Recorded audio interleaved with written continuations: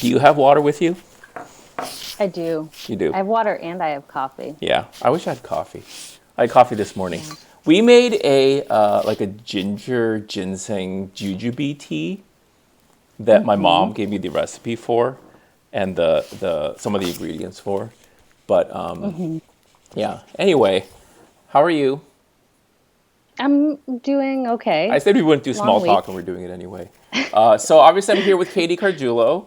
I can't keep a track of your titles. Like, what's your title now? I don't even know. I'm the coffee manager for Counterculture based out of the Western Roastery, Right, which is Emeryville, Bay in the Area, Bay Area. in the Bay. Mm-hmm.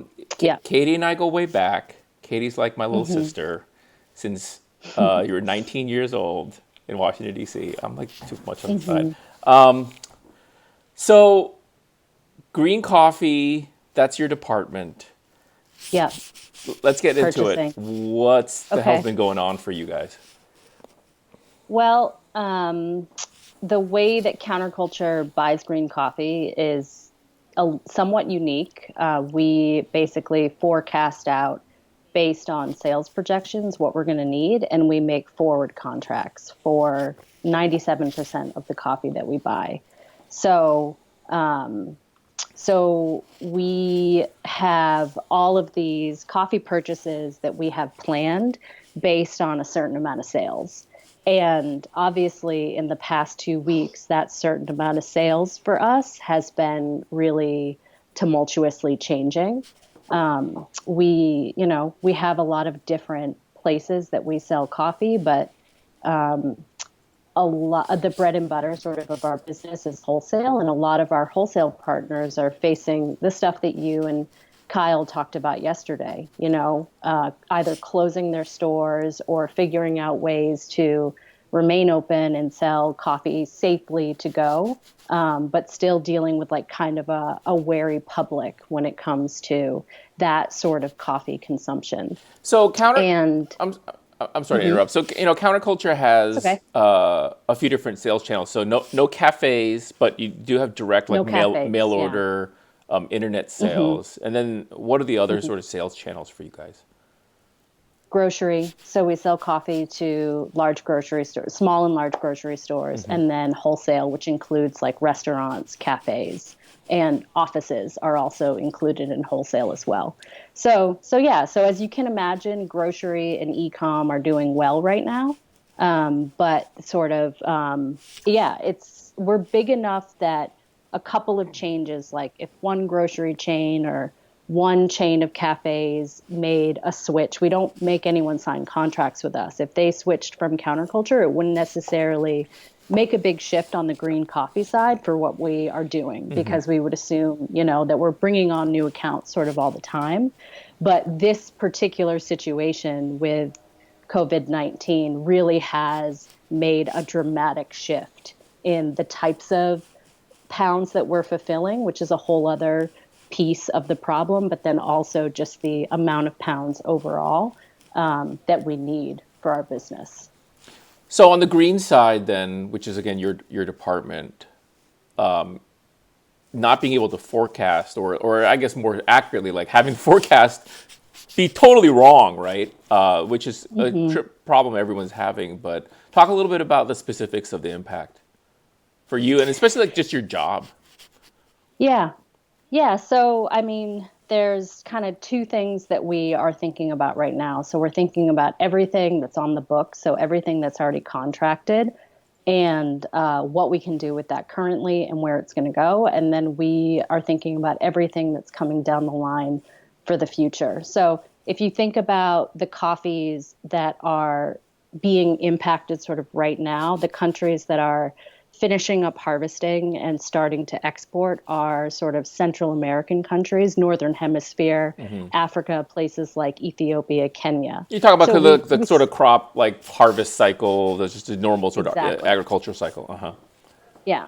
The A lot of season. those coffees are already contracted. So, as a company that buys coffee that way, we have an obligation to take it, and we might look at our current sales volume and say, wow, that we're going to have this coffee a lot longer in our warehouses than we would have normally. That's all assuming that all that coffee is going to leave the country too in a timely manner. I mean, all the coffee at this point pretty much exists. Like we've seen samples of it. It's been harvested. The movement part is a little up in the air, but in most of these countries, coffee is exempt from any rules that people have about sort of work and movement. That's a very important part of the economy in a lot of these countries. So coffee is allowed to leave.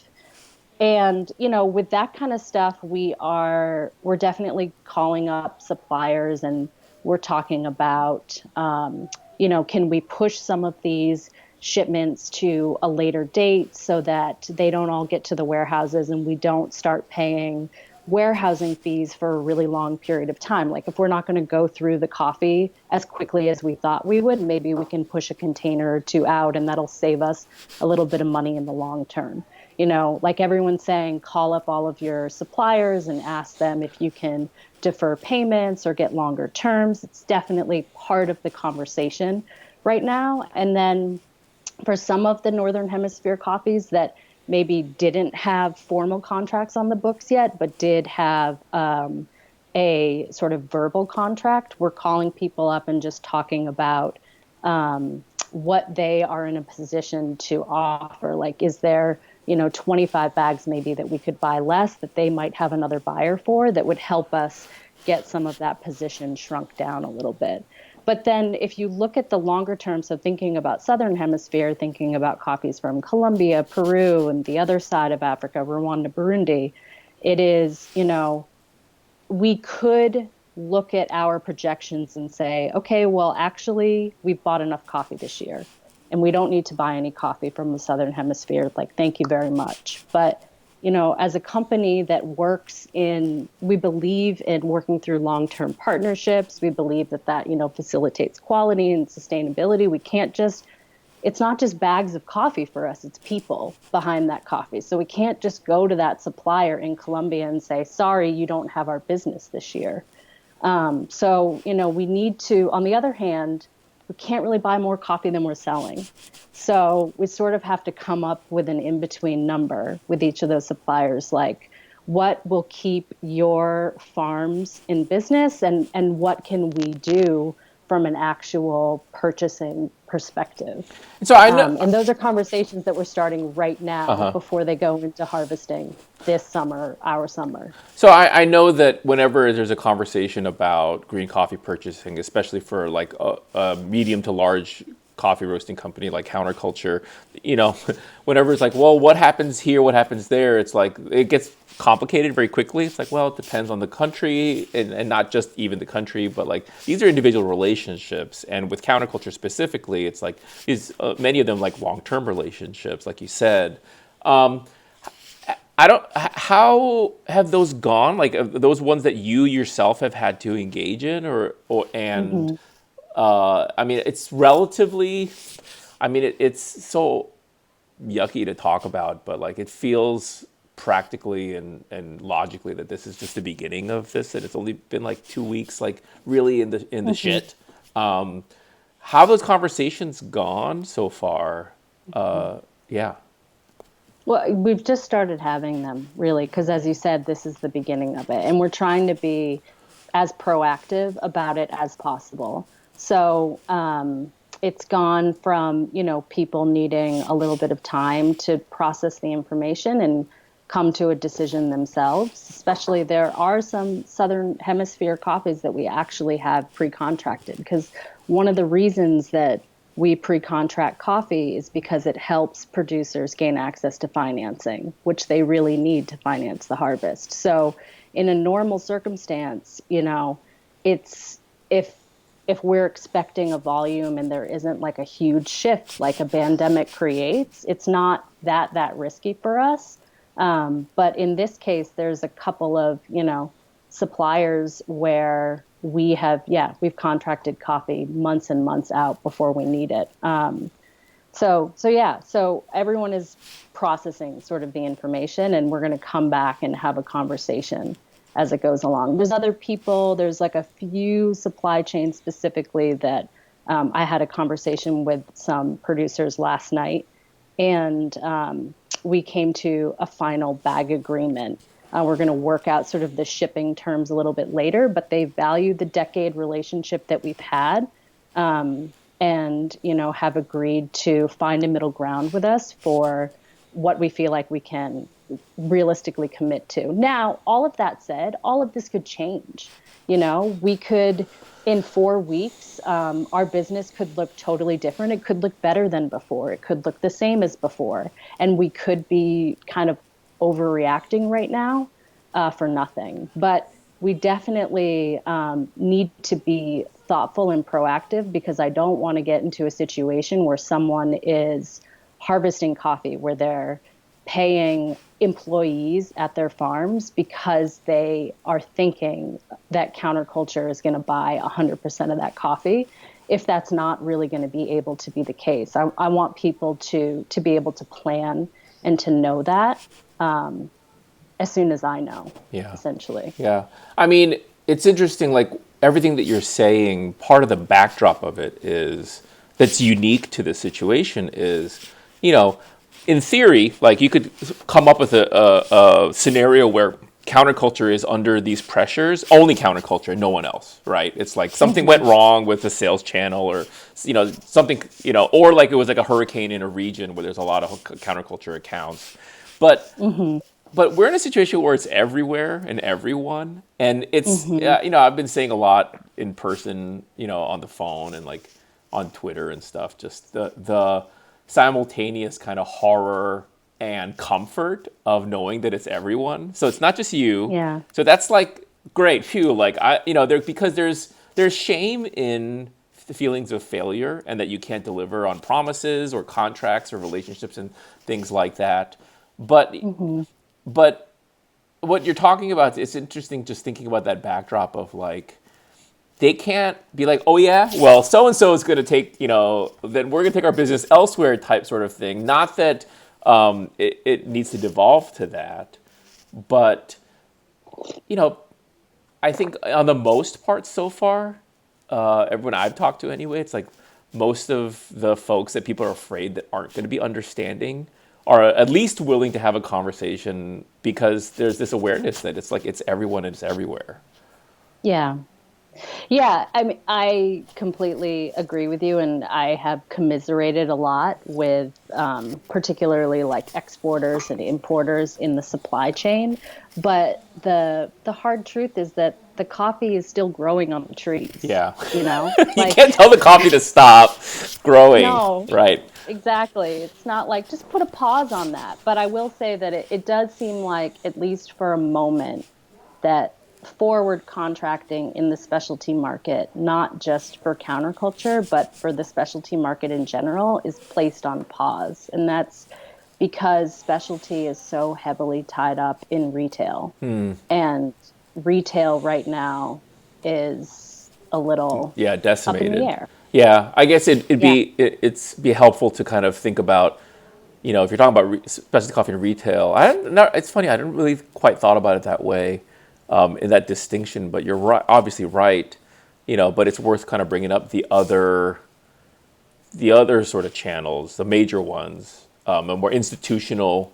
What we very often think about is like where the commercial coffee goes. It's not even like just, we think, most specialty people or third wave coffee people, it's like the worst thing you could say is the grocery store coffee, kind of thing. But, that's not where the cheaper coffee goes. It goes to more institution sort of thing. Like, sometimes it's hospitality. Like what they usually hear this word more in Europe, horeca, hotel, restaurant, cafe. I guess that's a little bit different. What did you call me? Yeah, just kidding. Yeah, exactly. But like institutional, hospitality, things like that. Cafeteria, sort of like more like that commodity type sort of world. But yeah, indeed, like for specialty, it's like so much cafes and for so much retail.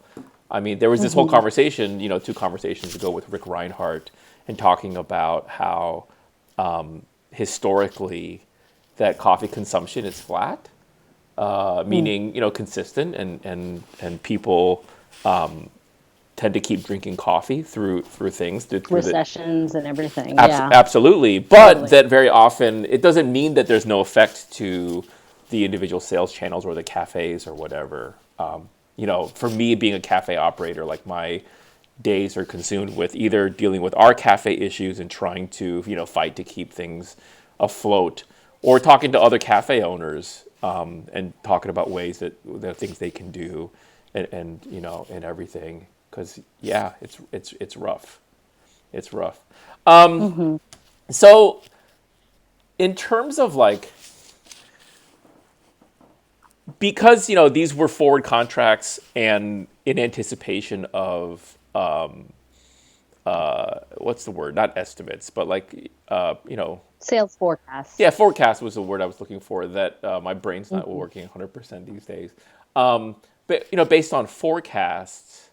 So yeah, if Mm-hmm. you're at this point, if you're trying to have these conversations with folks, with producers and exporters and such, there's still not much forecasting to do, right? Like, so where are you landing? Is it really like just somewhere you think you can deal with it? Or have you all been able to come up with new forecasts, at least based on sort of what Uh, you're seeing now?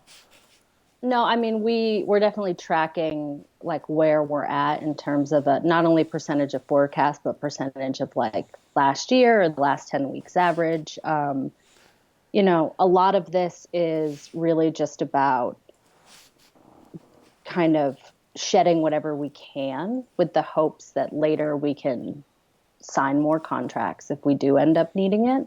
And again, it's about finding that middle ground between the suppliers, what makes sense for them, and sort of committing to that as a base level. And then we'll kind of figure it out on the other end. Mm, Because, we don't necessarily want to be long on coffee from a quality standpoint, right. but the other part is like, as I said, the warehousing standpoint. You pay money every month that a coffee is in a warehouse, and there's some flexibility maybe that we can do with shipping and deliveries to mitigate at least that stuff.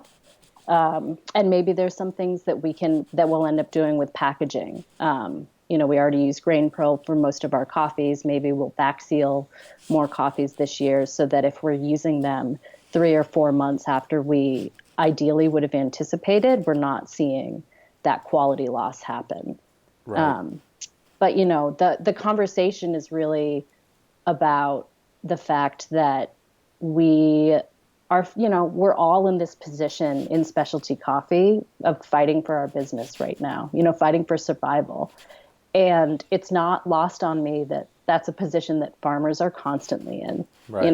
It's a very new feeling for me to be dealing with the stress of something beyond my control or my kind of forecasting ability that is having a crisis of survival on my business. But that's something that farmers sit with all the time. Right. So if we can get to the other side of this in a way that makes sense for everybody, then maybe, we can continue to realistically build a system that works better for everybody, Mm, and for us, that doesn't look like never forward contracting coffee again. right. That could be a simple solution, because there's always a supply of coffee. There's always coffee to buy Right. For now. at a warehouse, but Yeah. for now. Yeah. But that's not necessarily what we're going to be all about either. Right. Um, You so touched on it earlier, just in terms of like containers leaving, coffee producing countries. I don't. For people who are watching this, not everyone is that familiar with sort of that life cycle of coffee and kind of where it goes and how, where it goes and when, and like kind of where the money flows. And mhm. it's sort of like the green buyers kind of like, I'm sure you've had to tell this story many times. Like t- for the folks who aren't as familiar, like tell the story of like, so the coffee's leaving, that whole supply thing. Yeah, so a farmer will probably be harvesting their coffee over the course of like 3 to 4 months. And they might be selling coffee, a couple days a week to a local buyer. That local buyer might be their cooperative or maybe an exporter that's buying coffee, but that's sort of like a cash flow that they have. In a lot of counterculture supply chains, that cooperative or local buyer will be paying like the market price. But once the coffee is actually exported and all the payments go through, there might be a second payment that comes back because we're not buying coffee at market price. So once all that coffee is like kind of ready to go, then that coffee goes to a dry mill and gets, processed down to the green beans and gets, graded and put into bags for shipping. And then it gets on to a truck and goes to the port. And then there's like an official like exchange of ownership that happens there, where the exporter sort of might take it on. And then once the coffee leaves on a boat, there's another official exchange of ownership where the importer purchases the coffee. And that's generally when the money is actually wired to the exporter, and then the exporter can start to um, um, give back second payments to producers. Once the coffee gets here, it goes to a warehouse, and then Not your a company like warehouse. not Not, my warehouse, right. sorry, just a green coffee warehouse somewhere. Um, and then a company like Counterculture, which has, the exporter has purchased that coffee on behalf of us. Um, we will take that coffee, like let's say 10, 20, 30 bags a week, and we'll pay for that for the importer as we go. So we don't pay for that container of coffee. The importer pays for that whole container of coffee when it leaves port, and then Counterculture pays As you sort take of it. as we take it. And we have terms as well. So we might have to pay within 30 days of taking those 30 bags. And that's where that's a huge service provide add that importers have, even in supply chains that are marketed as direct. That's often what's happening. So I don't know if I explained that super well, but No, no, try, for in sure. those supply chains, like Counterculture is the one deciding on the price. Like we're putting the price on the contract, and the importer is paying that price on our behalf, but that contract stipulates that we have to buy it at the end of the day. No matter if It's no a matter little what bit happens, like, it's part of the agreement. reserving, making a reservation at one of those restaurants where it's like you have to Yeah, put a deposit down and because you lose the deposit. Like it's almost like yeah, that, right? Where it's like you're pledging that you yeah, will, and these things are enforceable. yeah. What is it? The Green Coffee Association, whatever. Like everything Hmm. references back to a certain document that's sort of the boilerplate for all those relationships and those contracts. And importers are also, they have their own relationships, and they're also buying coffees from suppliers that they have long-term relationships with, and they might be buying it for their spot position to sell to people from there. And the costs look a little different on that because they're managing risk. They don't have a guaranteed buyer for that, whereas on the stuff that they bring in for counterculture, it's more or less of a guarantee that we're going to buy it. And so, yeah, I was trying to explain it to Paul, my boyfriend, the other day, like how it works. And I used I was trying to make an analogy. And the analogy that I came up with, I don't know if this is going to be helpful to anyone in the audience, but I'm like, so it's kind of like if if you need toilet paper, you can like go to Berkeley Bowl and you can buy a roll of toilet paper as you need it. But if you're counterculture, what you do is you like make a contract with a paper company in Vermont, and you say, I'm going to buy 600 rolls of toilet paper, and I'm going to buy them to the tune of like 6 rolls a week.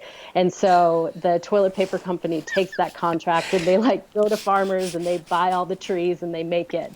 But then all of a sudden in this scenario, no one's going to work at counterculture. So we've got all this toilet paper that we're supposed to be, buying six cases a week just Right. coming to the training center, and no one's at a tasting at 10 and then using the bathroom afterwards. So no one needs this toilet paper. Right. Uh, So you're trying so I to put a can't stop the stop, supply from coming.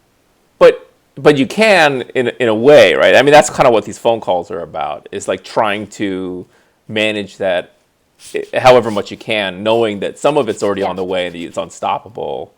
But I mean, Yeah. ultimately, and it's a shitty thing to have to talk about, but it's like ultimately, it's like trying to manage loss.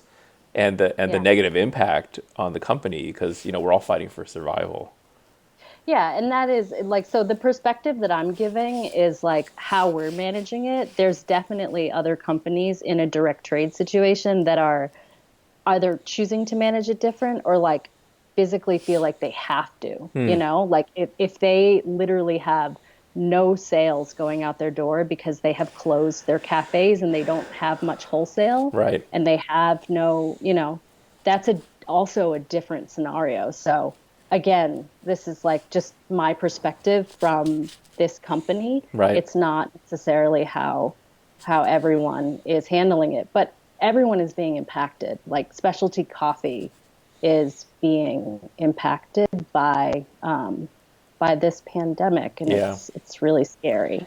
Have you you talk to importer type folks a lot more than I do or we do. Like, have you heard anything from them so far? I mean, I will try to get some of those folks on this series of talks. Yeah, you definitely should. Yeah. Yeah. Yeah, I think they're inundated with the calls that are very similar to the ones that I'm making, which is like, hey, what's going on? Can we renegotiate any of these contracts? Right. Definitely, a lot of them are really willing to work on it because if we fail, then that doesn't necessarily do them any good in the long term. Like they want these partnerships to keep moving forward. They want us to Right. be able to keep selling coffee in the long term. So yeah, so we're kind of all in it together. And to the extent that the importers feel like they will have other sales channels for like maybe some of our coffee, that's something that they're willing to do. It doesn't mean that they will buy the coffee in our position off of us, but it means that if we want them to, they will offer it out to other buyers, and if those buyers take it, then they will kind of move it off of our position, Right. which could be a great thing as well. Yeah, that's interesting to think about because then that's going to have its own for if you're an importer, then there's going to be an assessment as to what price it's worth selling at, Yeah. because it's like Yeah. they're not they maybe they want to get what counterculture was going to pay because everything's counting on that. Maybe not. Maybe they it's that's interesting. Yeah, I do want to talk to somebody on that end of things and find out a little bit more as well. I just had a conversation with someone that gave me a bit of a silver lining that made me feel better, which he said that they insure kind of everything that they do. They insure their contracts, their transactions, you know, shipping, logistics, all of that. And he said that the insurers they are not responding to this as if they think that there is going to be a collapse of the market. They are responding to it as if it's a blip in the market. And it is their expertise to be able to assess the difference. So if So they are not thinking that specialty coffee is not worth protecting right now, then they see our future. They see the long-term that's success of cool. this segment of business. There's sort of a geeky kind of thing in there because you said like blip, and I don't know if that's their word or your word, but you know that in the Marvel Cinematic Universe, those Marvel Spider-Man Avengers movies, that Hmm. whole thing where Thanos snaps his fingers and half of all living things in the universe like disappear. Like there's the Spider-Man movie where there was people were referring to that as the blip. Mm-hmm. And so, it's a hell of a, it's kind of funny. It's a hell of a euphemism for things. Yeah. So yeah, if it's a blip, I mean, you gotta imagine. I mean, that's kind of how people have to operate, and that's interesting because the insurance tends to be the most conservative of all the sort of players of these sorts of things. So that actually Well, is kind of exactly. That's meaningful. what he was saying. That's what it actually made me feel a lot better. Yeah, but they don't know. No one fucking knows. Like, I mean, Let's not go down this route well, it's like for sure. yeah. I mean, I don't want to like put a rain cloud over the whatever silver lining, but like, as a lot of the conversations I've been having lately, I mean, they're like even something with like insurance. I don't know that they know what to do right now. Like, there's this whole conversation I've been having about like, about like these face mask things, right? Like, so I have a few, I have a few face masks, like not enough to be able to like donate to hospitals and such, but like we have a few face masks here for the family that, you remember we were in Korea together, like, buying up some face masks there in Korea when there were fires back here in the Bay Area.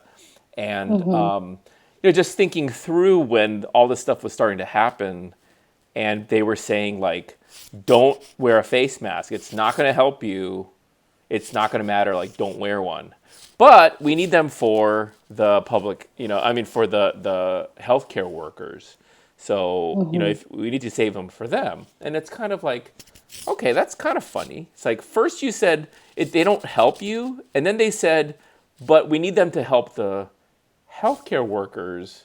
So, you might have saw, like, I wrote on Twitter, like, usually public health officials, what's good for public health is good for, like, individual health, like, they're in alignment. But that, in a way, it's like what we're seeing here is, like, this divergence where the public health officials, they want to keep illnesses and, obviously, like, fatalities, like deaths, to a minimum. But they are, like, macroeconomics people. They don't have much to say about who gets sick and who doesn't. They just want to minimize the overall net number. And so, like, whether I get sick or you get sick, or like there's 10 people and it's like which, like, 2 are going to get sick, or whatever the percentages end up being, like, they don't really have anything to say. And so there's been this weird message about masks that's been like kind of contradictory and frankly bullshit. Like, people who are more used to, like, Asian cultures that have to use masks sometimes because of bad air quality.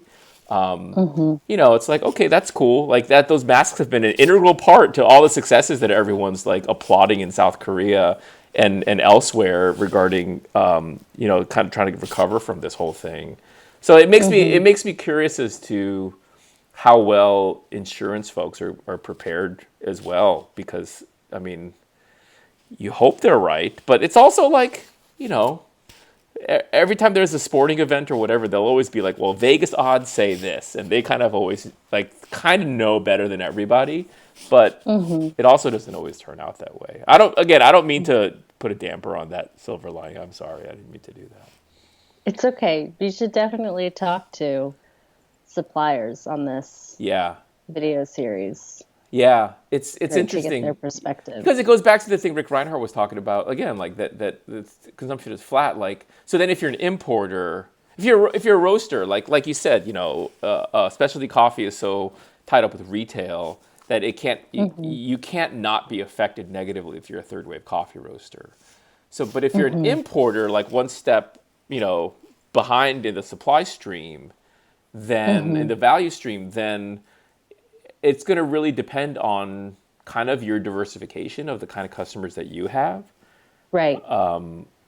Yeah. So diversification in general is a thing that I've been thinking a lot about, because definitely counterculture is in a better spot than we could be right now because of our diversified sales portfolio. I'm sure that's the same case for the types of importers that we see, but this is also, it's the same case with farmers. It's all connected. It's like farmers are generally much more resilient if all of their eggs are not in the coffee basket.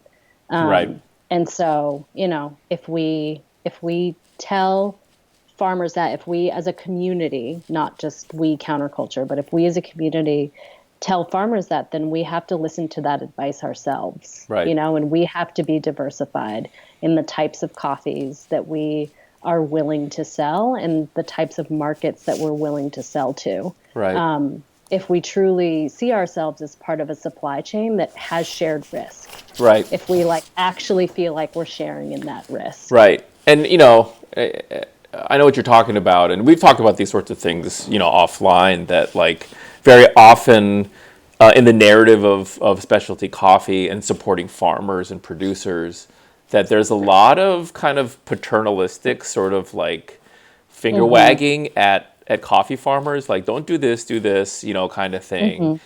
That very often ends up being pretty patronizing and it's at times like borderline racist and offensive in terms of the way those relationships turn out. It's just people are doing what they're trying to do and what they think they're supposed to do, but very often like you fuck up that way. Mm-hmm. And I know that that's that sort of perspective and kind of being like more equitable in that way is like a really important part of your work as well as for counterculture. Mm-hmm. For sure. And like nothing has put that into sharper focus, than now. Yeah. So what's coming up for you in terms of like what are you looking ahead to? And I mean, we can't really see more than like a week at a time, I think, right now. So like, Yeah. what's coming up for you in terms of like new stuff that you have to start doing or anticipating doing the next week? Mhm. Well, we are, the roasteries at Counterculture are still producing coffee, even in areas where there's like a shelter in place order because we're part of an agricultural sort of supply chain, especially that provides things that grocery stores sell. We have sort of an exemption and are able to work. And so they've set up those places to operate sort of as safe as possible. And then the coffee team specifically, we are still doing the work of going through pre-shipment samples to make sure that our suppliers get the feedback that they need, that we're actually still approving coffees, um, and tasting through arrival samples and making decisions about where those things go. So doing that type of work and then having a lot of these conversations that have really only just begun, but really need to have more and deeper conversations, deeper into the supply chains as well with individual farmers is definitely going to be a big focus. What will not be a big focus is any travel. So we've canceled all travel kind of indefinitely until we hear otherwise. So whereas I was meant to go to Mexico at the beginning of this month and definitely to Colombia for a couple of weeks, by May, I won't be doing any of that sort of work. Um, and, we won't be going to SCA. No one will be going to SCA, thankfully. Um, and then, when we have a second to breathe, I still want to continue working on the stuff that is really fun about being a coffee buyer that works through long-term partnerships, which is like thinking of ways to make our supply chains better, thinking of like new products, if it's a single variety, 10 bag selection, or, a different micro lot from the community that we can work on. I want to be able to dig into that kind of stuff and some of the sustainability stuff too, like where we're going to send money back for Counterculture Seeds program to get people to apply for those grants and think of projects that they want to do. Because right now it feels like all that I have time for is like, bare bones keeping us in business. But I think about all the time how we're in a position as coffee buyers to, ask farmers to think creatively and for the long term. And they're probably, half the time they're just like, I don't care about this. I just want to sell my coffee for a good price. I don't know where my next meal is coming from. This is not the conversation we should be having. But I have expected them to engage me in this discourse. And so I need to expect myself to continue to push that investment into these supply chains, even in this moment of like, who am I going to sell this coffee to if I don't have this wholesale account that like really loves this super interesting process? Or how are we going to think about, facilitating all that work right now? I still want to keep it a focus because it's something that makes specialty coffee special. Yeah. Yeah. I mean, you talk about arrival samples and stuff. Like cupping has become a lonely exercise, huh? I know. Well, luckily I work alone in my lab, so I have been spared from the to the new cupping protocols. And we the roasters are still helping with QC, but we're actually doing it on different days so that we don't have to intermingle in the lab. And we've had like enough time to do that right now. But yeah, but definitely in Durham where there are more cuppers, they're doing the modified cupping that the SCA put out that Trish did a video of, and Oh, it's they are. at least slowed it down. Is it working though? Yeah, Yeah. it's working. Yeah. But they don't do as many. I think that they don't do as many like actual coffees on the table. Whereas before, you can maybe get in a rhythm of like, okay, I'm going to set up 2 tables with 10 samples each and stagger them. I think that they're like paring that down a little bit because it just takes so much more time Right. to do the transfer and all the evaluation. Right.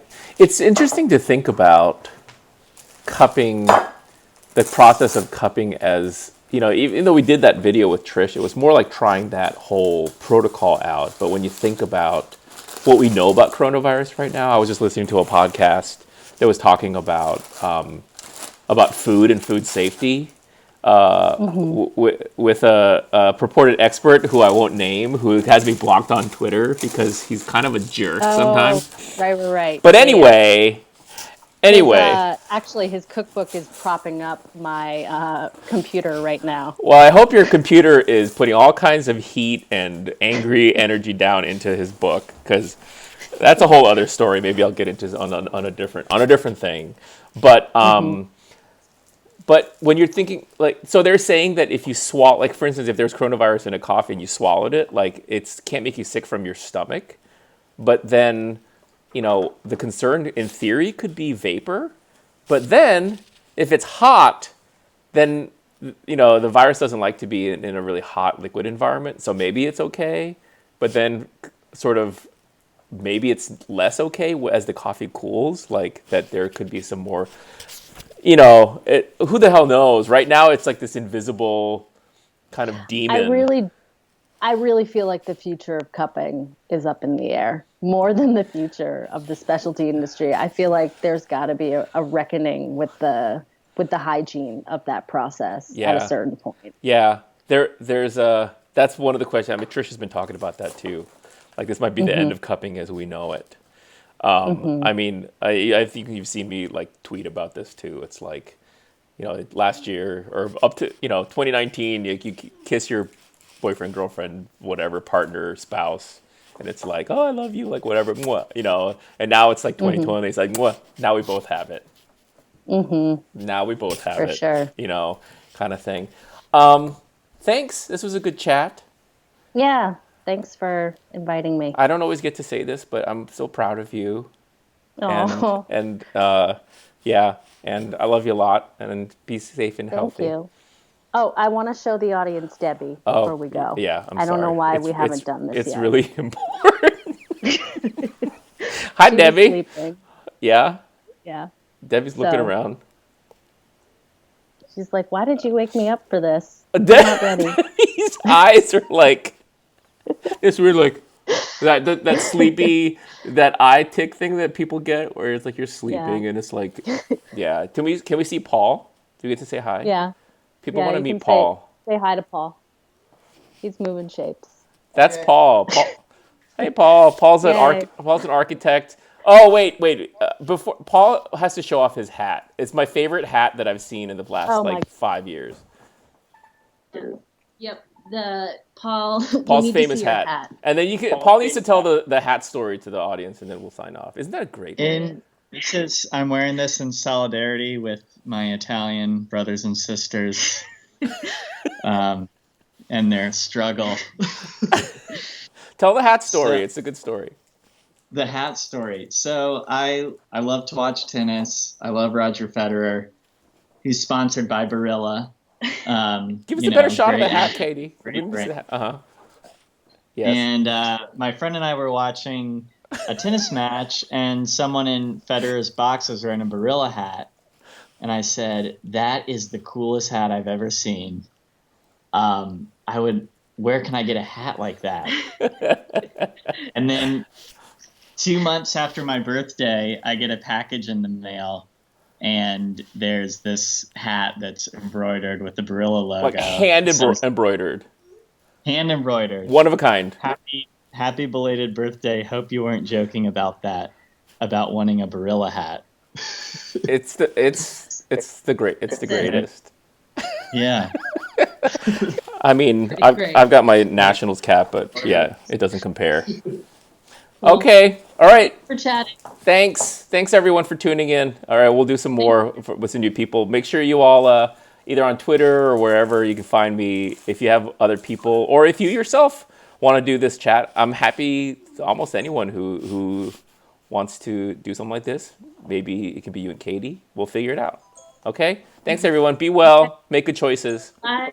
Bye, Nick.